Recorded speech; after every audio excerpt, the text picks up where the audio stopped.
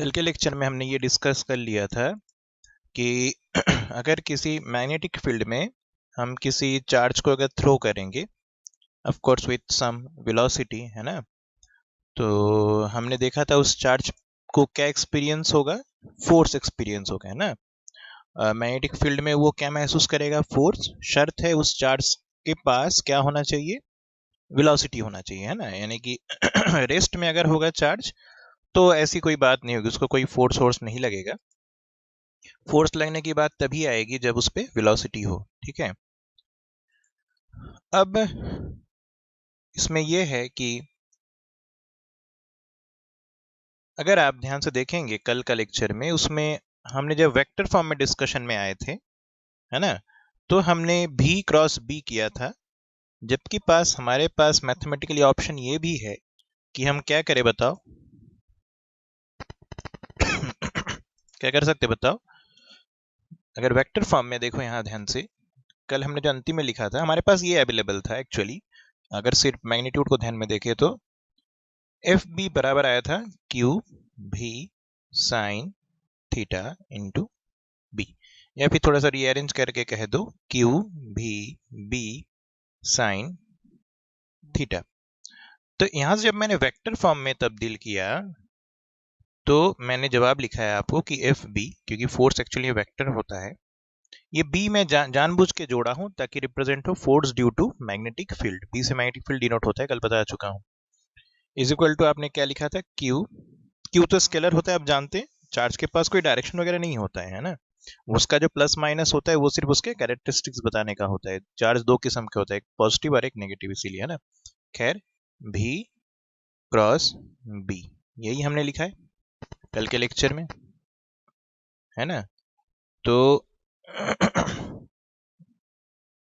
सवाल ये है कि हमने ये लिखा है, तो ये क्यों नहीं लिखा है, एफ बी बराबर क्यू बी क्रॉस भी, जवाब में क्यों नहीं लिखा है, वाई नॉट दिस।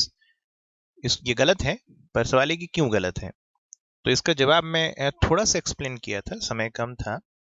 आपको ये समझना होगा, हमें मैथमेटिक्स में वो चीज लिखनी होती है जो हमें एक्चुअली में लैब में ऑब्जर्वेशन में दिखता है। भाई, हमारे मैथमेटिक्स जो रियल लाइफ सिचुएशन है उसको जस्टिफाई करना चाहिए ना।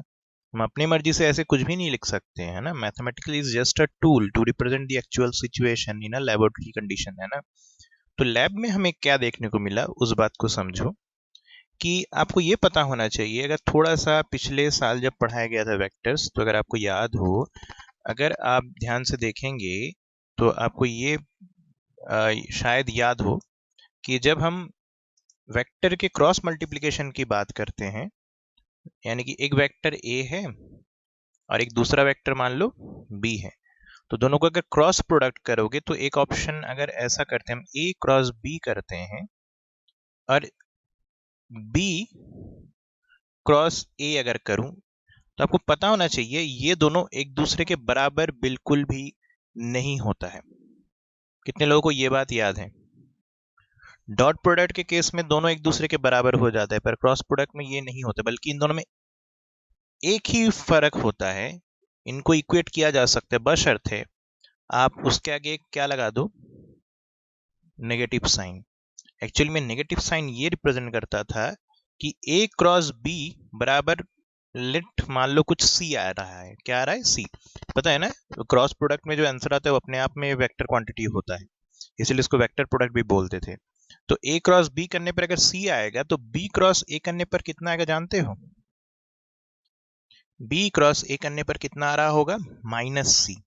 तो माइनस सी का मतलब ये हुआ कि ये इन दोनों को मल्टीप्लाई करने से जो वेक्टर बनेगा और इन दोनों से मल्टीप्लाई करने से जो वेक्टर बनेगा, उन दोनों वेक्टर्स का मैग्नीट्यूड तो सेम होगा, लेकिन डायरेक्शन एग्जैक्टली एक दूसरे के क्या होने वाला है, जो बताओ, ऑपोजिट, एग्जैक्टली एक दूसरे के उल्टा होगा। एम आई क्लियर, है ना। ऐसा ही हमें देखने को मिलता है लैब में। तो सवाल ये है हमने जब लैब में देखा होगा तो हमें फोर्स का डायरेक्शन पता चल गया होगा। भाई, चार्ज जिस तरफ डिफ्लेक्ट होना शुरू हो गया था ना लैब में, तो हमें समझ में आ गया कि डिफ्लेक्शन उसी तरफ होगा जिस तरफ उसका एक्सीलरेशन होगा, और एक्सीलरेशन उसी तरफ होगा जिस तरफ उस पर क्या होगा, फोर्स। तो हमें लैब में फोर्स का डायरेक्शन पता चल चुका था। तो हमें डायरेक्शन ऐसा सेट करना था अपने मैथमेटिक्स का भी, जो कि रिजल्ट में क्या दे, जो हमें लैब में ऑब्जर्वेशन में दिख रहा था, ठीक है ना। तो लैब में सिंपली ऑब्जर्वेशन में क्या दिखा था वो हम आपको समझाते हैं। कि मान लो कल जैसे बताया था कि आपके लेफ्ट हैंड वॉल से राइट हैंड वॉल तक मैग्नेटिक फील्ड है, यानी कि लेफ्ट हैंड वॉल में आप मानिए क्या, नॉर्थ पोल, और राइट हैंड वॉल में मानिए क्या, साउथ पोल। तो मैग्नेटिक फील्ड लाइंस किधर से किधर जाएगा, north pole to south pole. ये बात क्लियर हो गया। तो आपके लेफ्ट हैंड दीवार से राइट हैंड दीवार की तरफ जाएगा। यहां तक समझ में आया मैग्नेटिक फील्ड वाला किस्सा। अब मान लीजिए एक पॉजिटिव चार्ज लिया और उसको हमने थ्रो किया कहां से कहां तक, आपके सामने वाले दीवार की तरफ खड़े होके मान लो आपके तरफ कोई क्यू चार्ज थ्रो कर दिया है। समझ रहे हो कहां से थ्रो किया है, सामने आपके सामने कोई खड़ा है, सामने वाले दीवार पे टिक के उसने एक बॉल, समझ लो क्रिकेट का बॉल है जिसपे चार्ज है, उसको आपके तरफ थ्रो कर दिया है, ठीक है ना, पॉजिटिव चार्ज है। तो मैग्नेटिक फील्ड लाइंस किधर से किधर गया, ये देख रहे हो मैग्नेटिक फील्ड लाइंस आपके लेफ्ट वॉल से राइट वॉल की तरफ, और क्यू चार्ज आ रहा है कहां से, आपके सामने से आपके तरफ, ठीक है ना। ये बताओ जिस तरफ पॉजिटिव चार्ज भागता है उसी को हम करंट बोलेंगे। करंट का डेफिनेशन ही यही है ना कि चार्ज जिधर भागेगा पॉजिटिव चार्ज के सेंस में, उसी को हम क्या बोलेंगे, करंट। तो मान लो पॉजिटिव चार्ज कहां से आ रहा है, सामने वाले दीवार से आप तक आ रहा है, ठीक है ना, क्लियर। तो हमको ये बताइए कि करंट का डायरेक्शन हुआ सामने के दीवार से आपके खुद के तरफ। हमें लैब में क्या देखने को मिला, जैसे ही लड़के ने बॉल थ्रो किया, ऐसा किया जब हमारे तरफ, ये बॉल चला गया ऊपर के तरफ। किस तरफ डिफ्लेक्ट हो गया, ऊपर के तरफ। समझ गए हो किस तरफ डिफ्लेक्ट हुआ है, आसमान की तरफ, ऊपर वाले छत की तरफ। अब मैथमेटिक्स में इसको जस्टिफाई करिए जरा, आपको क्या दिखाई देगा, ध्यान से देखिएगा कि जो बी का डायरेक्शन हुआ, बी फॉर मैग्नेटिक फील्ड, वो कहां से कहां है, लेफ्ट टू राइट, ठीक है ना, आपके दीवार के। करंट का डायरेक्शन किधर से किधर है, आपके सामने वाले दीवार से आपके तरफ, है ना। अब दो चीज करके देखो, एक बार हम करते हैं पहले B क्रॉस भी, यानी कि मैग्नेटिक फील्ड क्रॉस वेलोसिटी। अब ये याद है क्रॉस प्रोडक्ट में डायरेक्शन कैसे पता करते थे, राइट हैंड रूल होता था, याद है, हम हाथ से पता करते थे। जो पहले वेक्टर होता था उसके साथ हम राइट हैंड के हथेली को मिक्स कर देते थे, उसके पैरेलल बैठा देते थे, और सेकंड वाला जो वेक्टर है उसके तरफ हम हथेली को मोड़ के बंद कर लेते थे, उसको अंगूठा खोलते थे। तो अंगूठा खोलने पर जो अंगूठे का डायरेक्शन होता था वही वेक्टर का डायरेक्शन होता था। कितने लोगों को याद आ गया है, याद आया सबको। क्रॉस प्रोडक्ट निकालने का यही तरीका होता था, फिर से रिपीट कर रहा हूं। अगर A क्रॉस B है तो A के हिसाब से हम राइट हैंड के हथेली रखते थे, राइट हैंड के, ठीक है। और उसके बाद हम क्या करते थे बताइए, उस सेकंड वाले की तरफ उसको हम घुमा के बंद करते थे, उसको तो अंगूठा ओपन करते थे। तो अंगूठे का डायरेक्शन ही रिजल्टेंट वेक्टर का डायरेक्शन होता था। याद आया कुछ, लास्ट ईयर डिटेल में लेक्चर आपने बहुत पढ़ा है वेक्टर्स पे, ठीक है। तो चलिए उसको अब हम इम्प्लीमेंट करते हैं। तो आपको क्या दिखाई देगा बताइए, हमें क्या दिखाई देगा, हम चल रहे हैं B क्रॉस भी, तो दिमाग चलाओ, B क्रॉस भी कौन सा है, समझ रहे हो ना, वेलोसिटी का डायरेक्शन, ठीक है। अब देखिए जरा, भी था आपके सामने वाले दीवार से आपके तरफ, B था लेफ्ट टू राइट, तो अपने हिसाब से राइट हैंड के हथेली आप लेफ्ट टू राइट रखिए पहले। तो आप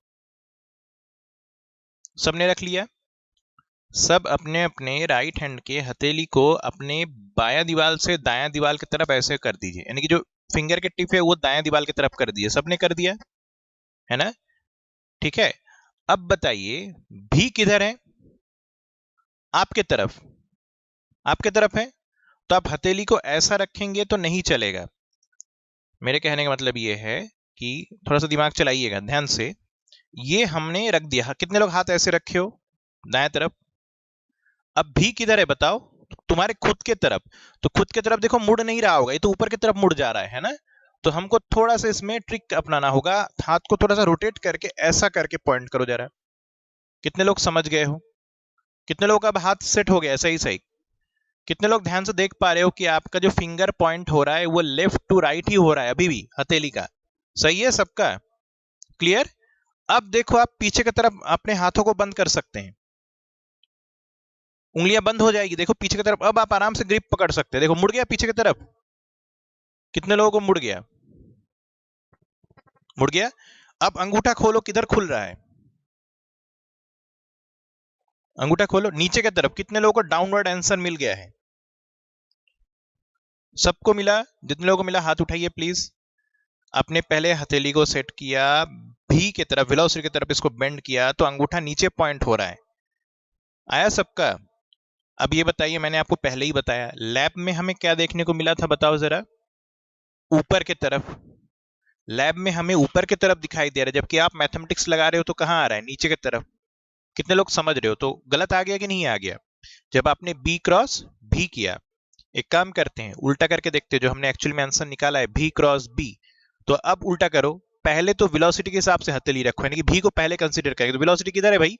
पीछे की तरफ। तो पीछे की तरफ मैंने रख दिया, चलेगा? सबने अपने हाथ पीछे की तरफ रख लो। रख लिया? रख लिया। जैसे आप ऐसे रखेंगे, देखो दायां दीवार की तरफ आप आसानी से बंद कर सकते हैं। आप अपने राइट साइड वाले दीवार की तरफ बंद कर सकते हैं। ऑलरेडी देखो हाथ सेट हो गया सही सही। आप जैसे ही मोड़ेंगे, देखो अंगूठा किधर खुलेगा? अपवर्ड। कितने लोगों का अपवर्ड आ गया है, बताओ जरा। जितने लोगों को आ गया वो हाथ उठा सकता है प्लीज। हाँ, बहुत बढ़िया। तो अपवर्ड आ गया। और हमने पहले ही बताया था, लैब में हमें किधर देखने को मिला था? अपवर्ड।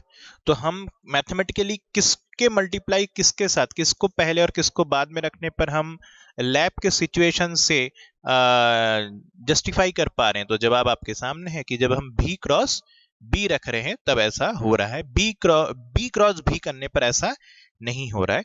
बस वही आधार था जिसके आधार पे हमने जवाब क्या लिखा था, एफ बराबर क्यू भी क्रॉस बी। कितने लोगों को ये बात क्लियर हो चुका है अब कि डायरेक्शन हमने कैसे डिसाइड किया और भी क्रॉस बी कैसे डिसाइड किया बेसिकली? ठीक है ना? तो हमें लैब में डायरेक्शन मिल चुका था और हमें मैथमेटिक्स में भी डायरेक्शन सेम सेट करना था, जो कि हमें लैब सिचुएशन में दिख रहा था। क्लियर है? कहीं पे कोई डाउट हो तो बोले। नहीं है ना? ठीक है, यहां तक हो गया, सबको समझ में आ गया? चलिए आगे बढ़ा जाए फिर। अब इसका हमारे एग्जाम में क्या किया जाता है? एग्जाम में ऐसे देखो, ये तरीका अच्छा है जब फोर्स निकालने के लिए बोला जाए, ठीक है ना? पर एग्जाम में आपके साथ गेम ये खेला जा सकता है कि देखो, तीन चीज है इसमें। अब तीन नहीं, वैसे चार चीज कह लो, क्यू भी इन्वॉल्व है, पर डायरेक्शन तीन चीजों का है। कितने चीजों का डायरेक्शन है इसमें? क्योंकि वेक्टर क्वांटिटी इसमें तीन ही है। कौन कौन? फोर्स है, वेलोसिटी है एंड मैग्नेटिक फील्ड है। ये तीनों वेक्टर क्वांटिटी है। तो एग्जाम में क्या किया जा सकता है, आपसे कोई भी दो दे दिया जाएगा और तीसरे के बारे में आपसे पूछ लिया जाएगा। समझ रहे हो मैं क्या कहना क्या चाह रहा हूं? कोई भी दो दे दिया जाएगा और तीसरे के बारे में आपसे पूछ लिया जाएगा, ठीक है? तो आप, सवाल ये है कि ऐसा काम हम कैसे डील करेंगे? तो उसके लिए हमारे पास एक बेहतरीन टूल है जो कि फ्लेमिंग्स ने दिया था, जिसको हम बोलते हैं फ्लेमिंग्स लेफ्ट हैंड रूल। ठीक है ना? उससे पहले थोड़ा सा मैग्नेटिक फील्ड के बारे में एक और डिस्कशन हम लोग कर लेते हैं। देखो, देखिएगा इसको, फ्लेमिंग्स का लेफ्ट हैंड रूल करते हैं, पर उसके पहले एक चीज छोटा सा देख लिया जाए। देखो, हमने ये निकाल लिया, हम सिर्फ मैग्नीट्यूड कंसीडर कर रहे हैं, तो हमारे पास ये है एफ बी, यानी कि force due to magnetic field, बराबर जवाब आया क्यू भी बी साइन थीटा। यही है मैग्नीट्यूड, तो इतना ही है। डायरेक्शन को हटाओ। अभी हमें क्यू के बारे में पता है, भैया मैग्नेटिक फील्ड के बारे में थोड़ा सा देख लेते हैं। यहां से मैग्नेटिक फील्ड के यूनिट, डायमेंशन, फॉर्मूला, ये सब चीजों की बात कर लेते हैं। देखो जरा, यहां से कितने लोग समझ गए? बड़े आसानी से हम B बराबर ये लिख सकते हैं, एफ बी क्यू भी साइन थीटा। कितने लोगों को समझ में आया? कुछ नहीं किया, सीधे सीधे ट्रांसपोज कर दिए इधर का उधर। ठीक है, अब बड़े आसानी से आप इसको डील कर सकते हैं। पहले तो ये बताओ, ये जो आप साइन थीटा देख रहे हैं ना, ये कितने लोगों को याद है? ये डायमेंशनलेस क्वांटिटी है।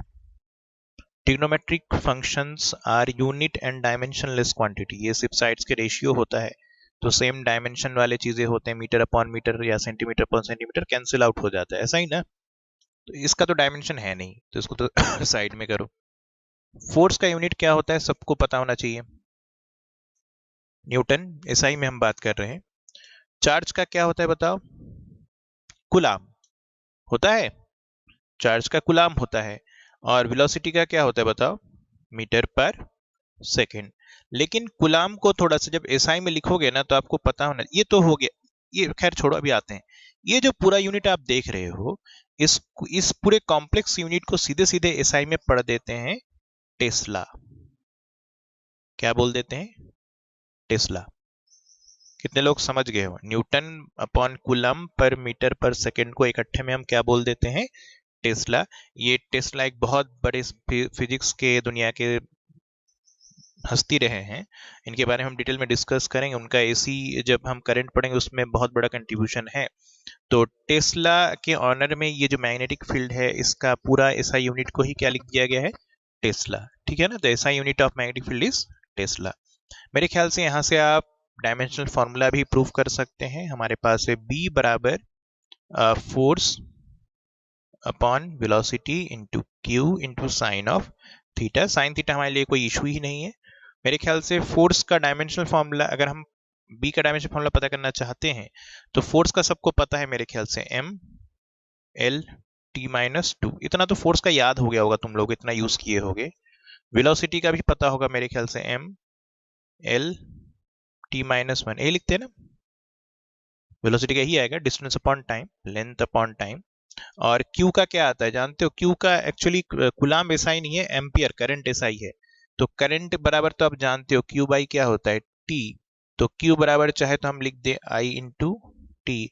तो कूलाम बराबर हम से लिख सकते हैं एम्पियर इंटू टाइम। चलेगा? तो सिंपली यहाँ पे एम्पियर इंटू टाइम रख दीजिए। तो आप बी पे कहाँ पहुंच गए? सिंपली देखो जरा, एम को बैलेंस करो, एम हो गया मेरे ख्याल से एल से एल ये कट सकता है, टी माइनस टू, और ये देखो ये माइनस वन और यहाँ से प्लस वन, तो ये दोनों तो कट गया, तो अकेले माइनस टू ही बच गया। ऊपर कौन चला जाएगा? एम्पियर। नीचे से ऊपर चला तो एम्पियर माइनस वन। कितने लोगों को ये आ गया? देख लेना कहीं कोई गलत तो है नहीं, मेरे को लगता है सही है। तो this will be the dimensional formula for the magnetic field. कितने लोगों को समझ में आ गया बताओ? क्लियर है? तो चाहे तो आप इसको 23 से लिख सकते हैं कि मैग्नेटिक फील्ड के यूनिट और डायमेंशन। आप हेडिंग डाल लीजिए, unit and dimension of magnetic field, और ये आप नोट कर लीजिए। क्लियर? तो फ्लेमिंग का लेफ्ट हैंड रूल में बड़ा सिंपल सा है, क्या है? एफ बी आई जो ट्रिक है उसको यूज करेंगे, जो फॉर अमेरिकन एजेंसी है FBI, उसके हिसाब से सेट कर लो। आपके लेफ्ट हैंड के ये तीन उंगली हमारे काम का है, इसमें से अंगूठा, फिर फर्स्ट फिंगर, फिर मिडिल फिंगर। तो उसी ऑर्डर में हम नाम दे देंगे F B I, F B I. इन तीनों को आप इस तरीके से सेट करिए जैसे ये तीनों म्यूचुअली एक दूसरे के क्या हो जाए? परपेंडिकुलर बन जाए। और उसके बाद कोई भी दो पैरामीटर जब दिया जाएगा, आपको उन रेस्पेक्टिव दो उंगलियों को उस पैरामीटर के साथ अरेंज कर देना है। तो जिस तरफ आपके तीसरा वाला फिंगर आपका पॉइंट करेगा वो अपने आप में थर्ड पैरामीटर का डायरेक्शन होगा। कितने लोगों को समझ में आ रहा है? ठीक है, एक बार वो वाला एक्सपेरिमेंट फिर से समझ लेते हैं जिसमें आपने अभी किया है कि आपके मैग्नेटिक फील्ड किधर से किधर है? लेफ्ट से राइट की तरफ। तो हमने एफ बी आई, हमने ये वाला उंगली बी बताता है मैग्नेटिक फील्ड, तो हमने बी का डायरेक्शन सेट कर लिया लेफ्ट वॉल से राइट वॉल के तरफ। इसके बाद हमारा करंट मेरे तरफ ही चल के आ रहा था, तो मैंने ये उंगली से करंट बता दिया। करंट का डायरेक्शन वही होता है जो कि पॉजिटिव चार्ज के भागने के यानी कि वेलोसिटी का डायरेक्शन होता है। क्लियर है? अगर नेगेटिव चार्ज होगा तो ध्यान रखिए उसके भागने का डायरेक्शन और करंट का डायरेक्शन उल्टा होता है। यही कन्वेंशनल करंट में आपको पढ़ाया गया है। तो ये रहा बी, ये रहा आई, ये दोनों सेट हो गया। अब जब अंगूठा खोलेंगे अपने आप ऊपर की तरफ पॉइंट कर रहा है। हमने पहले ही बताया था जब लैब में कि जब इस तरीके का सेटअप हमने बनाया था तो वो चार्ज ऊपर की तरफ डिफ्लेक्ट हो रहा था। Am I clear? तो तेजी से आप ये फिगर बना लीजिए 3D में, अगर आप बना सकते हैं तो पॉसिबल है, थोड़ा सा मेहनत लगेगा, इसको आप बनाइए। और इसके नीचे जो शॉर्ट ट्रिक है उसको आप लिख लीजिए कि हम FBI टेक्निक का इस्तेमाल करेंगे। क्लियर है? जो मैग्नेटिक फील्ड की जो डेफिनेशन यहाँ पे लिखा हुआ है ये बहुत बेसिक एकदम देहात स्टाइल का डेफिनेशन है ना? समझ ही रहे होगे। ये बहुत बेसिक तरीका है कि हम सब कुछ वन कर दें तो उसके हिसाब से मैग्नेटिक फील्ड बराबर हम उसको बोल दे रहे हैं, है ना। तो जो यूनिट ऑफ टेस्ला है उसको कैसे डिफाइन करेंगे, magnetic field magnetic field induction at a point is said to be 1 tesla of a charge of 1 coulomb while with moving at 90 degree to magnetic field with velocity 1 meter per second। 90 degree क्यों लिया, तो आप समझ गए sign 90 बराबर 1 आ जाएगा। तो 90 degree पे जब भगाओगे तो साइन 90 का वैल्यू 1 हो गया, क्यू के वैल्यू भी 1 कूलम, भी के वैल्यू 1 मीटर पर सेकंड, तो सब मिला के क्या हो गया 1। तो इसी को हम क्या पढ़ेंगे 1 टेस्ला। तो ये बचपन में भी बहुत सारे डेफिनेशन इस तरह से दे चुके हैं आप। क्लियर है, यहाँ तक सबको समझ में आ गया। चलिए नेक्स्ट टॉपिक की तरफ चलते हैं, है ना। मीटिंग खत्म हो गया, तो ऐसा करते हैं कि हम नया मीटिंग आईडी भेजते हैं, आप लॉग इन करिए उसके थ्रू, है ना। तो अगला टॉपिक है बायोट सर्वर्स लॉ। बहुत ध्यान से इस लॉ को समझिएगा, एग्जाम पर्सपेक्टिव से बहुत इंपॉर्टेंट है, चाहे वो न्यूमेरिकल आना हो या डेरिवेशन आना हो या सीधे लॉ पूछना हो। लॉ सीधे सीधे अब उस तरह के फिजिक्स के सवाल आमतौर में अब आना बंद हो चुका है, जिसको हम ट्रेडिशनल फिजिक्स का सवाल समझते थे कि बेसिक डेफिनेशन वगैरह आ जाएगा, सीधे सीधे आपको थ्योरम वगैरह लिखना होगा इस तरह के। तो अब लॉजिक पे ज़्यादा सवाल आते हैं, इस चीज़ को आपको ध्यान रखना होगा, पर फिर भी थ्योरी तो पढ़ना होगा तभी आप लॉजिक समझेंगे। तो बायो सेवर्ट्स लॉ, और इसमें ध्यान रखिएगा जिस तरीके से आपके स्क्रीन पे दिख रहा है, आप एग्जैक्टली इसी पैटर्न पे और इसी तरीके से आप कॉपी करेंगे और इसी ऑर्डर में आप याद रखेंगे, आपको आसानी से याद भी रहेगा, आपसे कोई पॉइंट मिस भी नहीं होगा, और नंबर आप समझ गए होंगे स्टेप मार्किंग पे होना रहता है। तो जो जो मैं कह रहा हूँ उसको ध्यान से समझिएगा, मेरे बातों को पहले वो आपके दिमाग में बैठ जाना चाहिए। पहली बात, बायोसेवर्ट्स लॉ जो है वो एक्सपेरिमेंटल लॉ है। कैसा लॉ है, एक्सपेरिमेंटल लॉ। फिर से सुनना, पहली बात तो ये दो साइंटिस्टों ने मिलके बनाई थी। ये बायोसेवर्ट्स जो देख रहे हो ना, ये एक इंसान के नाम नहीं है। आप नीचे पहला लाइन देखिए, मैंने लिखा है बाय बायोट एंड सर्वर्ट्स। तो इसका मतलब ये हुआ कि दो अलग अलग कैंडिडेट हैं, बायोट और सर्वर्ट्स दो अलग फिजिसिस्ट थे, और इन दोनों ने मिलके ये रिसर्च और एक्सपेरिमेंट जब लैब में करना शुरू किया, तो जब लैब में एक्सपेरिमेंट करते चले गए तो उनको क्या मिलता चला गया, ऑब्जर्वेशंस मिलते चले गए, और उस ऑब्जर्वेशंस को उन्होंने यूटिलाइज किया और एक लॉ में कन्वर्ट कर दिया। मेरे कहने का मतलब, जैसे आप एक्सपेरिमेंट लेते हो, कुछ लॉ थियोरेटिकल भी होते हैं, ठीक है ना, कुछ लॉज थियोरेटिकल भी होते हैं, बाद में मैथमेटिकली उसको प्रूव किया गया नहीं किया गया। जैसे E equal to MC square, आपको नाम सुना है, बहुत फिजिक्स का सबसे फेमस इक्वेशन है।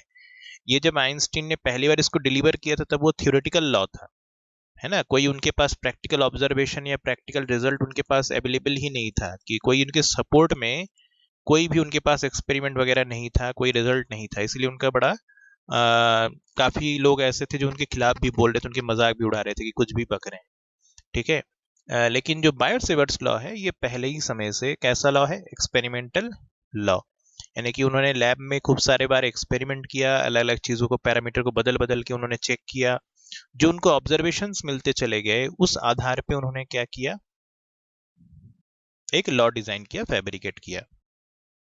तो पहली बात, बायोट एंड सर्वर्ट्स दो लोगों ने मिलकर ये लॉ बनाया। दूसरा, ये लॉ कैसा है, एक्सपेरिमेंटल लॉ है। तीसरा पॉइंट, ये बहुत अब से इंपॉर्टेंट चीज शुरू हो रहा है, for small current carrying element, यानी कि ये पूरा लॉ किसके लिए लागू हो रहा है, स्मॉल करंट कैरिंग एलिमेंट। इसका मतलब समझो क्या है, ये मान लो हमारा तार है, कंडक्टिंग वायर, और इसमें जा रहा है क्या बताओ, करंट, ठीक है। तो पहली बात, इस पूरे तार के लिए ये लॉ नहीं बताई जा रही है, सिर्फ किसके लिए बताई जा रही है, इस तार का एक छोटा सा टुकड़ा आपको पिक करना है, कि स्मॉल पीस इसमें से पिक करना है जिसमें क्या जा रहा हो, करंट। यानी कि ये तार है, पहली बात तो ये कंडक्टर है और इसमें करंट जा रहा है, लेकिन ये पूरा कंडक्टर के लिए लॉ नहीं, बल्कि कंडक्टर को क्या कर दो, इनफाइनेटली स्मॉल पीस में काट दो। जैसे डिफरेंशिएशन इंटीग्रेशन के समय हमें टुकड़ा लेना नहीं होता है, छोटा सा पीस, बस उसी तरीके का आपको इस तार में से छोटा सा टुकड़ा काट के निकाल लेना है, ठीक है ना। यानी कि इसका लेंथ क्या होना चाहिए, DL। लेंथ कितना होना चाहिए, DL। कितने लोग समझ रहे हो मेरी बात, है ना। जैसे मान लो ये एक कोई तार है, ये मान लीजिए हमारे पास कोई जैसे तार है ना, ये हमारे पास एक कंडक्टिंग वायर है और इसमें से क्या जा रही है बताओ, करंट जा रही है। तो इस पूरे तार के लिए हमारा कहानी नहीं लागू है, सिर्फ क्या करना पड़ेगा, इसमें से एक छोटा सा टुकड़ा, स्मॉल पीस हमें काट के अलग कर लेना है, ठीक है ना। छोटा सा टुकड़ा काट के हमने अलग कर लिया, जिसका लेंथ कितना होना चाहिए, सिंपली बहुत स्मॉल डीएल। कितने लोग समझ गए हो। पूरे कंडक्टर के लिए ये लॉ नहीं लिखाया जा रहा है, बल्कि उसमें से एक स्मॉल पीस के लिए हम बात करें, ठीक है ना। अब सवाल यह है, इसमें करंट कितना है, आई। करंट एलिमेंट, जो स्मॉल करंट एलिमेंट की बात हम कर रहे हैं, स्मॉल करंट एलिमेंट, इसको दिखाया जाएगा इस तरीके से, आई डीएल। किससे दिखाया जाएगा, आई इंटू डीएल। इस फिजिकल पैरामीटर को समझिए, स्मॉल करंट एलिमेंट का मतलब क्या होगा, आई इंटू डीएल। दूसरी एक और चीज इसमें इंपॉर्टेंट है, ये वेक्टर क्वांटिटी है। कौन सा क्वांटिटी है, वेक्टर। तो इसका डायरेक्शन भी देना पड़ेगा, यानी कि हम कुल मिला के इसको ऐसे लिखेंगे, आई इंटू, एक करंट स्केलर है कि वेक्टर होता है, स्केलर होता है, पढ़ा चुका हूं, भले ही उसके पास डायरेक्शन हो। तो करंट के ऊपर तो हम वेक्टर साइन लगाएंगे, हम डीएल के ऊपर वेक्टर साइन लगाएंगे। किसके ऊपर वेक्टर साइन लगाएंगे, डीएल के ऊपर। लेकिन शर्त है सर, इसका डायरेक्शन क्या होगा सर, मैग्नीट्यूड तो हमको समझ में आ गया सर, आई इंटू डीएल इसका मैग्नीट्यूड है, डायरेक्शन क्या होगा, तो डायरेक्शन वही होगा जो कि करंट का डायरेक्शन है। Direction is same as that of current. कितने लोग समझ गए हो। फिर से कह रहा हूं, ध्यान से सुन लीजिए। करंट एलिमेंट का मतलब होगा आई इंटू डीएल। आई मतलब उस तार में जो करंट जा रहा है उसका वैल्यू आई है, और डीएल हमने जो छोटा सा टुकड़ा काट के उसमें से अलग कर लिया। इन दोनों के प्रोडक्ट आई इंटू डीएल क्या कहलाएगा, करंट एलिमेंट। ये एक वेक्टर क्वांटिटी है और इसका डायरेक्शन हमें वही लेना है जो कि किसका है, बताइए, करंट का है। उस तार में करंट का जो चलने का जो डायरेक्शन होगा ना, हमारे करंट एलिमेंट का आईडीएल का डायरेक्शन भी एग्जैक्टली सेम होगा।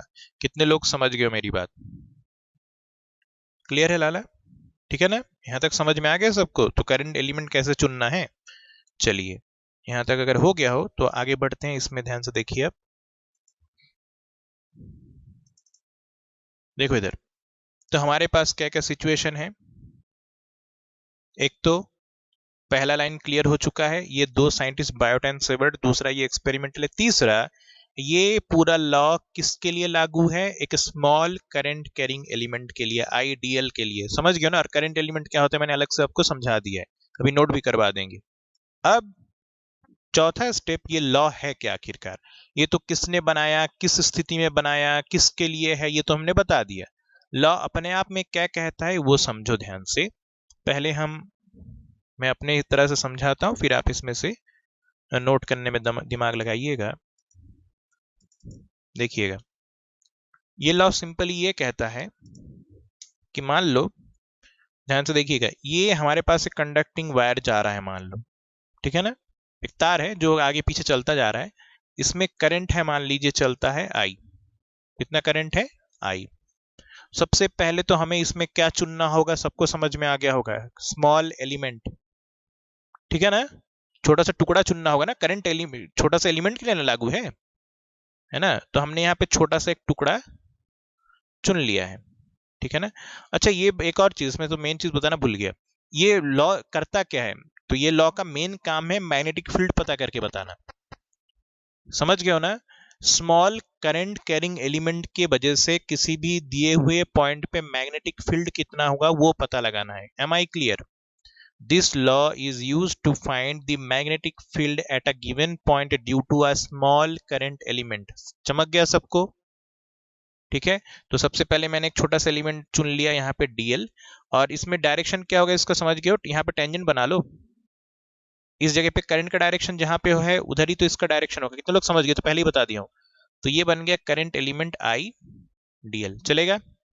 हमको मान लो कोई पॉइंट यहाँ पे P है, some point P is here, और हमको इस पॉइंट P पे क्या पूछा जा रहा है, मैग्नेटिक फील्ड। समझ रहे हो ना, क्लियर है। सवाल ये कि पॉइंट P पे मैग्नेटिक फील्ड कितना है।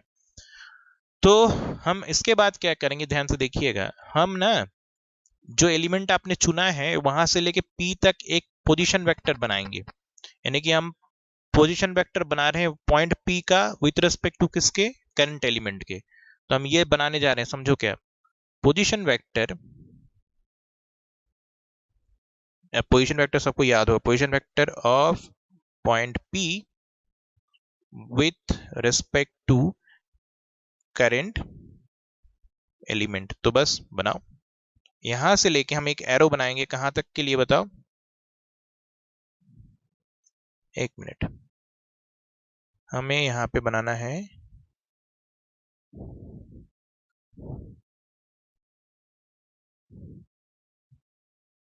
देखिएगा यहां से आप एक सीधा सा लाइन यहां पे बनाएंगे। कितने लोग समझ गए हो, क्लियर? तो ये जो पिंक लाइन है ये आपका क्या हो गया बताओ, पोजीशन वेक्टर। किसका पोजीशन है, पॉइंट P का, जिस पॉइंट पे हमको पता करना है किस कहां से हमने ये डिस्टेंस या फिर पोजीशन बताया with respect to the element जो हमने चुना है। ये रहा हमारा एलिमेंट आइडियल, ठीक है ना लाला, क्लियर है? अब ध्यान से देखो जरा, तो पोजीशन वेक्टर को हम किससे दिखाएंगे, आप समझ गए हो, पिछले साल बहुत यूज किए पोजीशन वेक्टर, आर से दिखा देते हैं आमतौर पे, है ना। अब ये हुआ आपके करंट एलिमेंट का वो डायरेक्शन, कितने लोगों को दिख रहा है, ये जो टेंजेंट बनाए हो ये वाला, ये वाला करंट के डायरेक्शन है ना, इसकी बात हम कर रहे हैं, ये रहा आपके करंट के डायरेक्शन, है कि नहीं, करंट एलिमेंट का इस पर्टिकुलर पॉइंट पे। अब ध्यान से देखिए जरा, इन दोनों, ये दोनों अपने आप में वेक्टर, कितने लोग ये वेक्टर दिख गया है, करंट एलिमेंट भी एक वेक्टर है और पोजीशन भी एक वेक्टर है ना, तो नाम ही में लिखा है पोजीशन वेक्टर, देख ही रहे हो। तो इन दोनों वेक्टर के बीच में कितने लोगों को यहाँ पे एक एंगल बनता हुआ दिखाई न दे रहा है, बताओ जरा, ये जो एंगल दिखाई दिया दोनों वेक्टर के बीच में, इसको हमने दिखा दिया थीटा से।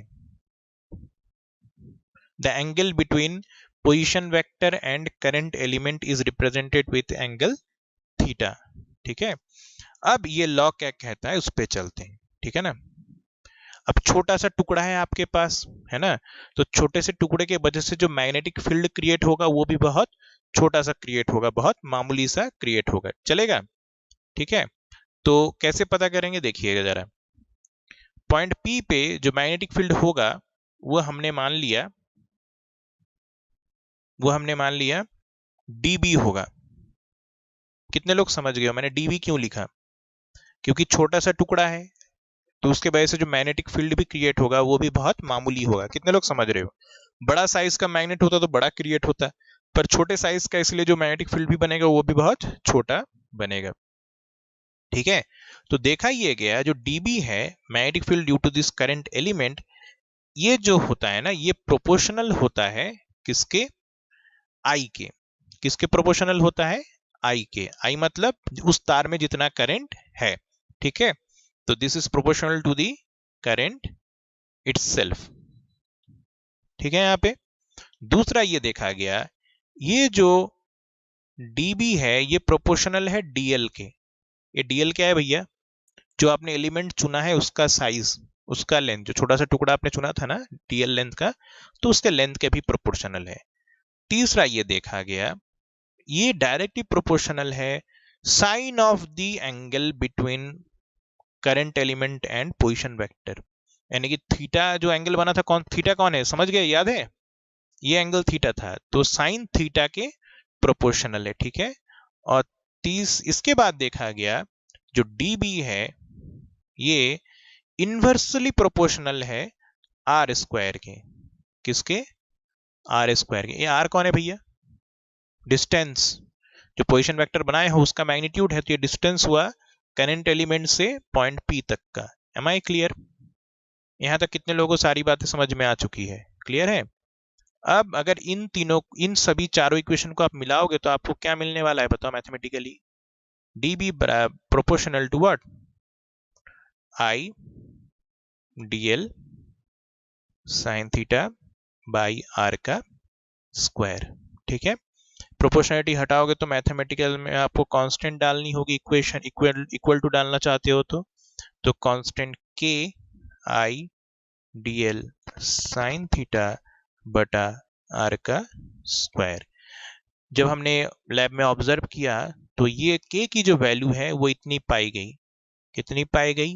म्यू नॉट बाई 4 पाई। कितना पाया गया? म्यू नॉट बाई 4 पाई। 4 तो आप जानते हो नंबर है, पाई भी आप जानते हो नंबर है, रेशियो है 22/7 का। और म्यू नॉट को हम पढ़ते हैं, क्या जानते हो? म्यू नॉट को पढ़ा जाता है absolute permeability of free space. क्या पढ़ते हैं? Absolute permeability of free space. ठीक है,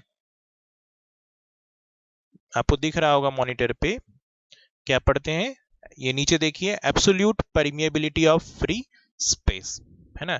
दो अलग अलग चीज होता है। फर्स्ट चैप्टर में जब हम पढ़ते हैं तो परमिटिविटी करके एक नाम सुने होंगे, है ना। अगर आप स्कूलों में पढ़ाया जा रहा होगा तो परमिटिविटी करके एक वर्ड यूज किया होगा। उसमें और इसमें अंतर है, ध्यान रखिए। वो परमिटिविटी पढ़ाया गया और इसको मैं बोल रहा हूँ permeability, PERMEABILITY, permeability of free space, है ना।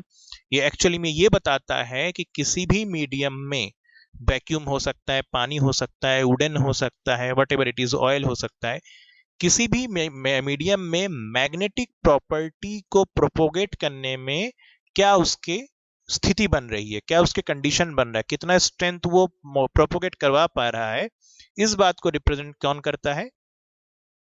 Mu naught. कितने लोग समझ गए हो?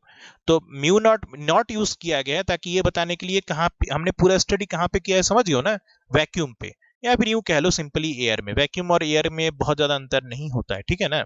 तो इसीलिए इसमें लास्ट में वर्ड जोड़ा गया फ्री स्पेस। फ्री स्पेस मतलब वैक्यूम में मैग्नेटिक इफेक्ट कैसा दिखाई देता है उसके हिसाब से म्यू नॉट हुआ है। अगर किसी और मीडियम में होता, मान लो ऑयल के अंदर पूरा एक्सपेरिमेंट करवाया जाता, तो वहां पे हम म्यू लिखते, सिर्फ क्या लिखते? म्यू। और उसको क्या पढ़ते हैं हम? Permeability of oil. जिस भी मीडियम का होता है वो मीडियम के नाम लिख देते हैं। यहाँ पे वैक्यूम था इसलिए हमने क्या लिखा है? Free space. कितने लोग समझ गए हो? पक्का समझ में आया सबको? तो हम जहां पे हम खुद लिख रहे थे यहां तक पहुंच गए। तो जैसे इसको के की जगह पे इसको वैल्यू लिख दोगे तो क्या आ जाएगा बताओ? dB is equal to mu naught by 4 pi I dl sine theta upon R का स्क्वायर। और इसका वैल्यू बड़ा अच्छा सा है। इसका वैल्यू कितना है जानते हो? म्यू नॉट बाई 4 पाई का जो वैल्यू आता है वो 1 इंटू 10⁻⁻7 यूनिट आता है। यूनिट क्या है ये आपके लिए असाइनमेंट है, पता करिएगा इसका यूनिट क्या बनेगा। पर ये म्यू नॉट बाई 4 पाई का जो वैल्यू आता है वो कितना आता है? 1 इंटू 10⁻⁻7। समझ गए वाला? ये वैक्यूम की स्थिति में ऐसा हो, किसी और मीडियम में ये वैल्यू बदल सकता है, ठीक है ना। क्लियर? पक्का? खैर कितने लोग ये समझ गए? हमारे लिए इंपॉर्टेंट था, बायो-सेवर्ट्स लॉ क्या कहता है। तो मैं एक बार रिपीट करता हूं, फिर से सुन लीजिए। ये लॉ बायोट और सर्वर्ट दो साइंटिस्ट ने मिलकर बनाई थी। दूसरा चीज, ये लॉ जो है वो एक्सपेरिमेंटल लॉ है ना। तीसरा, ये लॉ किसके लिए यूज होता है? एक छोटा सा करंट कैरिंग एलिमेंट के लिए ही जस्टिफाइड है। चौथा, ये लॉ का काम क्या है? तो मैंने आपको बता दिया। ये लॉ मैग्नेटिक फील्ड बताता है due to a small current carrying element.